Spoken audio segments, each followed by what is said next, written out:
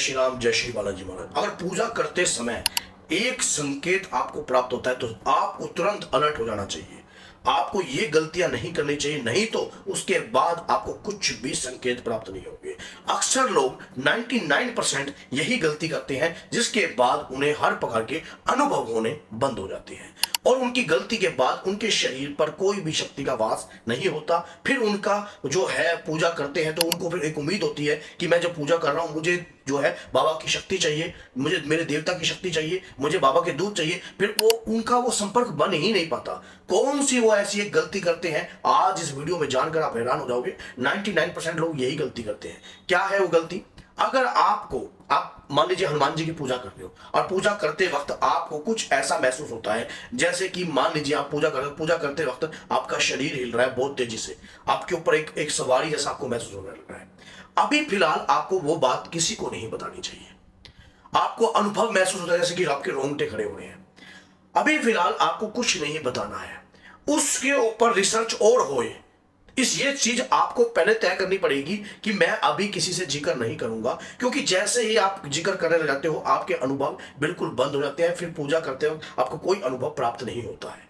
अनुभव प्राप्त नहीं होता है जैसे कि शरीर का हिलना, जैसे कि आपको किसी ऐसे प्रकार की आवाजें आना कि जैसे कोई शक्ति आपसे बात करना चाहती है, कोई शक्ति आपसे संपर्क बना रही है। और ऐसा अनुभव सच्चे भक्त को प्राप्त होता है जो निरंतर अपने इष्ट आराध्य की पूजा करते हैं। उन्हें इस प्रकार के अनुभव प्राप्त होते हैं। वो क्या करते हैं, ऐसे लोगों से जाकर शेयर करते हैं जिनको इन अनुभवों से कोई लेना देना नहीं होता।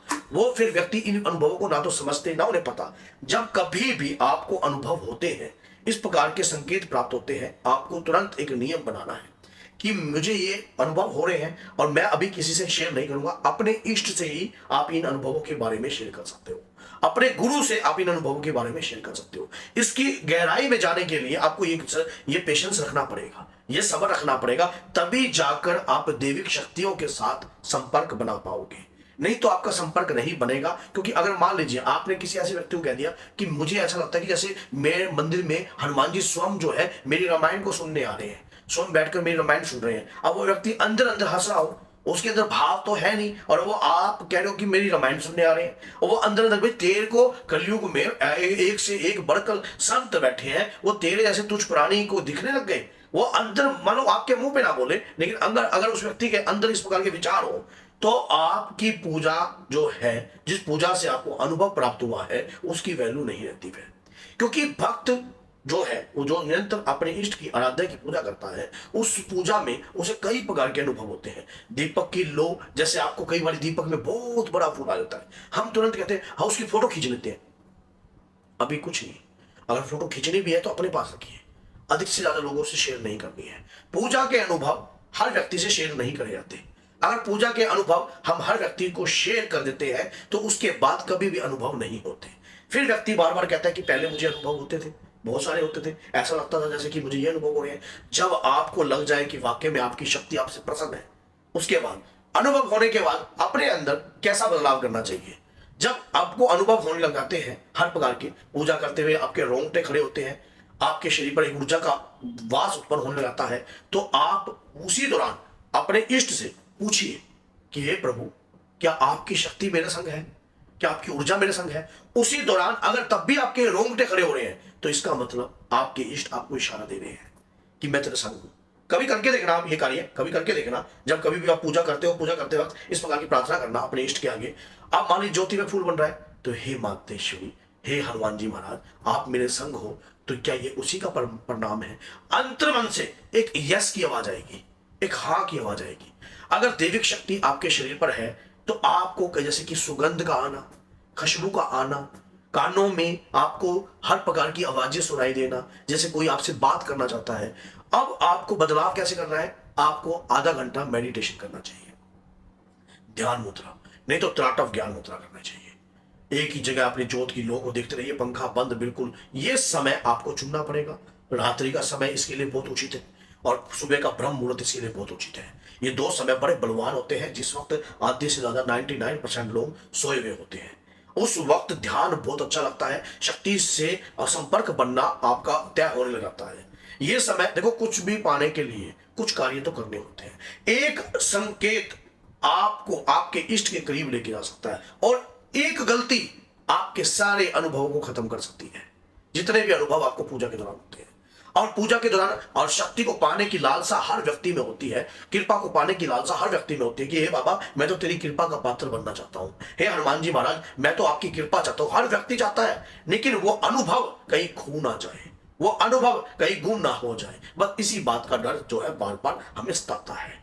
अनुभव अधिक लोगों से शेयर करने के लिए आप उन्हें यह कह सकते हो कि देखो, पूजा में अनुभव होते हैं, आप पूजा करो। अगर आप 10 लोगों को भी पूजा के मार्ग पर ले गए, भक्ति के मार्ग पर ले गए, तो समझ लेना आपके अनुभव और 10 गुना बढ़ेंगे। मैं लिख के देता हूं इस बात को, आप लिख के देता हूं इस बात को, आप करके देखो, आप उन्हें धर्म का रास्ता दिखाइए। आप अगर वो व्यक्ति में से अगर आप 50 लोगों को बता रहे हो, 50 में से 10 लोग भी आपके कहने से हनुमान जी और आपके इष्ट नाते की भक्ति करते, तो इसका मतलब शक्ति आपके शरीर पर काम करने लग गई।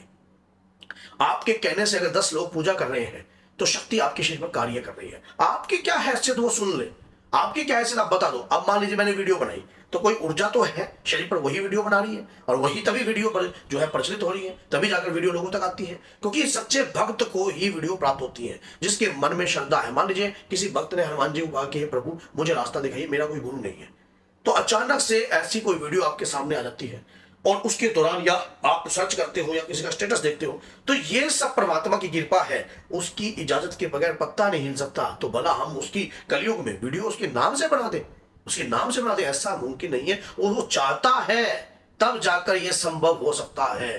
तभी कभी अनुभव आते हैं, अपनी ध्यान मुद्रा बढ़ाइए, मेडिटेशन बढ़ाइए, अधिक से ज्यादा लोगों से शेयर मत कीजिए, और साथ में जो अनुभव आते हैं उस पर रिसर्च खुद को करनी है, खुद को करनी है। भाई मुझे अगर ये अनुभव हो रहे हैं तो कुछ ना कुछ ऊर्जा है मेरे साथ, ऊर्जा है। अब ऊर्जा को आपको कहते हैं कि प्रत्यक्ष को प्रमाण देना नहीं पड़ता कभी भी, लेकिन आपको प्रमाण मांगते हो आप भगवान से कि बाबा मेरे को क्या पता, मुझे तो एहसास नहीं है, संपर्क बनाना नहीं आ रहा। शक्तियों से संपर्क कैसे बनेगा? ये बनेगा आपकी ज्ञान इंद्रियों के माध्यम से, आपकी आंख, आपके कान, आपका मुख, आपकी जिह्वा, इस प्रकार की चीजों से आपका जो है संपर्क बनना शुरू हो जाएगा। कर्म इंद्री, मान लीजिए ब्रह्मचारी रहकर आप जो है अच्छे सत्कर्म कर आप भगवान को पाने का रास्ता चुन रहे हो, 10 लोगों को आप भक्ति का मार्ग दिखा रहे हो, 10 लोगों को आप हनुमान जी की पूजा का मार्ग दिखा रहे हो। अब जो शक्ति है, जो आपके इष्ट की शक्ति है, वो देखती है और उसी माध्यम से आपके ऊपर कृपा का प्रकाश डालती है। अनुभव, एक अनुभव कभी भी भक्त को होता है तो उसकी लाइफ बदल सकती है। सच्चा अनुभव अगर आपको प्राप्त होता है, आपको स्वप्न में हनुमान जी ऐसा लगता है जैसे आपके सिर पे हाथ फेर रहे हैं, तो ये हो सकता है, नामुमकिन नहीं है। स्वप्न के माध्यम से, बाल रूप में माध्यम से, किसी जीव जंतु के माध्यम से भी वो आपके पास आ सकते हैं, किसी साधु संत का वेश धारण रूप करके भी आपके सामने आ सकते हैं। भक्त की भक्ति ही भगवान को बुला सकती है, और कोई इतनी बड़ी शक्ति किसी में नहीं है जो भगवान स्वयं आपसे संपर्क बनाए।